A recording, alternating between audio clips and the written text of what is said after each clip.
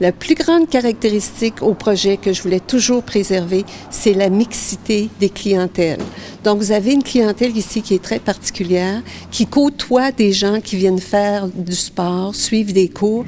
Et la Hawaï a toujours mixé ces clientèles-là. Il fallait que ça sente dans toute l'architecture du bâtiment. Ici, on a dégarni tout, vidé la salle de mécanique, vidé toutes les cloisons. À la fin de la période de démolition, il restait seulement les planchers de béton et les murs de béton.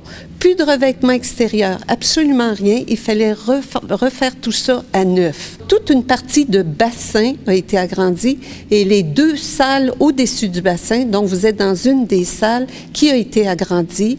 Et en façade sur Hollande, vous avez un agrandissement qui loge les bureaux et les salons. Encore une fois, des salons accueillants où des gens se rencontrent, quelles que soient leurs activités ici qui les amènent à la Hawaï. Dans les faits, ce que ça va nous permettre, entre autres au niveau des bassins, c'est d'avoir une offre supplémentaire au niveau de la piscine, là, les choses qui peuvent se faire en eau peu profonde. Donc, on a un bassin d'eau peu profonde supplémentaire. Donc, ça va augmenter l'offre de loisirs en piscine. Ça augmente aussi l'offre de loisirs en salle.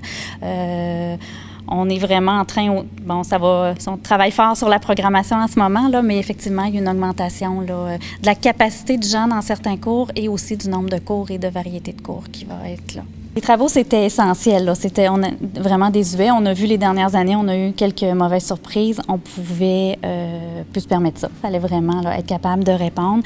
Et c'est certain que pour notre clientèle, mais avoir des locaux qui sont neufs, qui sont aux normes, qui sont vraiment bien adaptés, c'était vraiment une nécessité là, pour l'ensemble, autant les loisirs que l'hébergement ou que les autres services qu'on offre.